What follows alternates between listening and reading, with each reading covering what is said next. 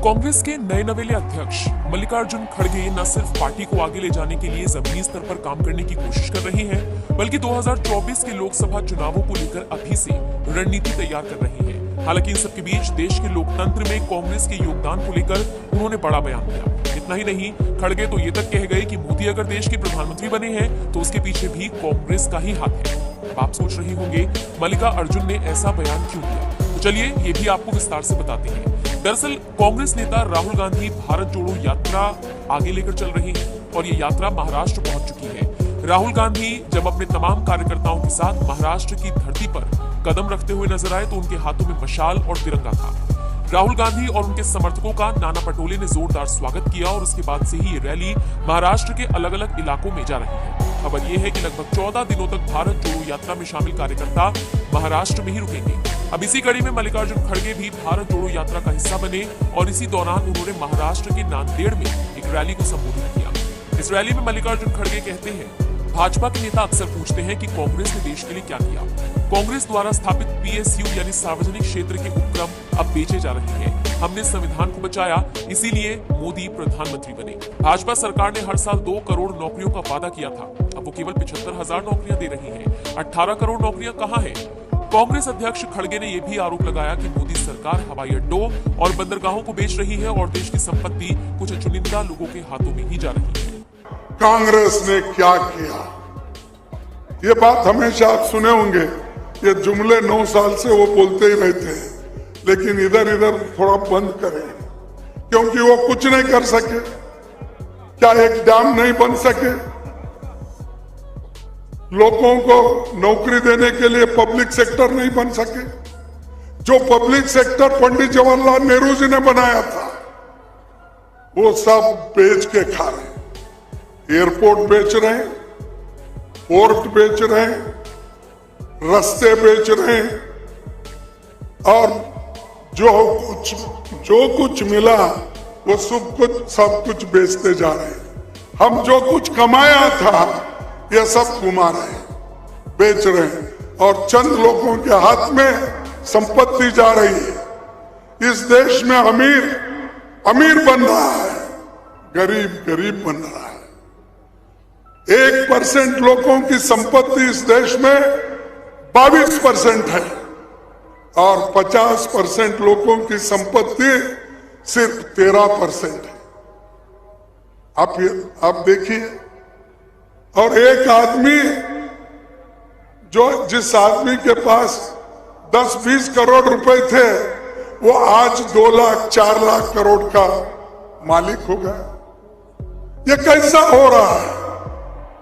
तो इसलिए हम चाहते हैं इस देश में संविधान के तहत सरकार चले, लोकतंत्र का हिफाजत हो।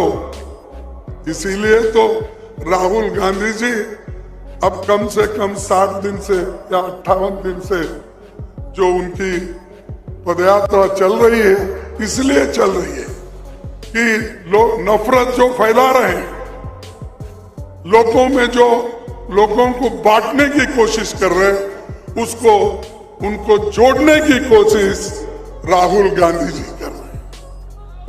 तो इसलिए ये भारत जोड़ो यात्रा महत्व रखती है। सरदार वल्लभ भाई पटेल ने बताया, ये सभी नेता लोग जो आजादी दिलाए, देश को एक करके उन्होंने सबको लोकतंत्र का पाठ पढ़ाया, लोकतंत्र के तहत सरकार चलाई, आजादी भी दिलाई, लोकतंत्र भी लाई। और डॉक्टर बाबा साहब अम्बेडकर, जो महान नेता जिसने दलितों को लिबरेट किया, उसने संविधान लिखा, उसके संविधान के रक्षा के लिए भी पूरे लोग काम करते हुए आए। और आज संविधान खतरे में है, लोकतंत्र खतरे में है और युवाओं को कोई नौकरी नहीं। आज युवा डिग्रियां लेके रास्ते पे घूम रहे हैं, उनको कोई नौकरी नहीं मिल रही। लेकिन इससे पहले बीजेपी सरकार ने ये कही, क्या कही, प्रधानमंत्री क्या कहे, हर साल मैं 2 करोड़ नौकरियां दूंगा। अब 9 साल हो चल रहे, कहां है 18 करोड़ नौकरियां? सरकारी जो स्टेट और सेंट्रल गवर्नमेंट में कम से कम 30 लाख वैकेंसीज है। ये अश्योर्ड जॉब्स है और अश्योर्ड जॉब में सबको बहुत से सहूलतें मिलते हैं, लेकिन 30 लाख जो नौकरियां स्टेट गवर्नमेंट में और सेंट्रल में खाली है, वो मोदी जी भर्ती नहीं करने दे रहे। क्यों नहीं करने दे रहे? बहरहाल कांग्रेस नेता राहुल गांधी के नेतृत्व में आगे बढ़ रही भारत जोड़ो यात्रा के दौरान नांदेड़ में हुई रैली में मल्लिकार्जुन खड़गे ने प्रधानमंत्री मोदी और बीजेपी को लेकर जमकर अपनी नाराजगी जाहिर की। लेकिन इसका फायदा पार्टी को चुनावों में किस तरह से होगा भी या नहीं होगा, ये देखना दिलचस्प रहेगा। वैसे आप खड़गे के बयान पर क्या राय रखते हैं? क्या आपको भी लगता है कि मोदी को प्रधानमंत्री बनाने में कांग्रेस का योगदान रहा है? कमेंट बॉक्स में अपनी राय हमें जरूर दें।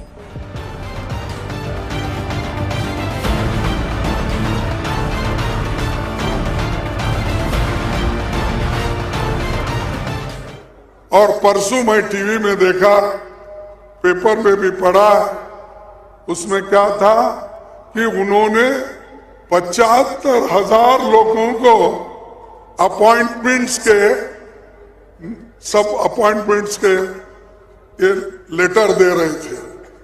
अरे देश में तो 30 लाख नौकरियां खाली है, आप 75,000 वो भी सरकारी नौकरी देकर मैंने इतने नौकरियां दिया, ये कह रहे हो?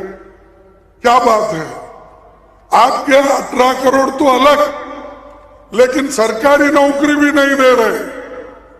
क्या आप ऐसे लोगों से अपेक्षा कर सकते हैं देश के युवाओं को वो मदद करेंगे? क्या ये आप अपेक्षा कर सकते हैं ये देश को एकजुट रखेंगे? या नहीं, युवाओं को दिशा भूल कर रहे हैं। इसीलिए राहुल गांधी जी चाहते हैं कि नौजवानों को, युवकों को नौकरी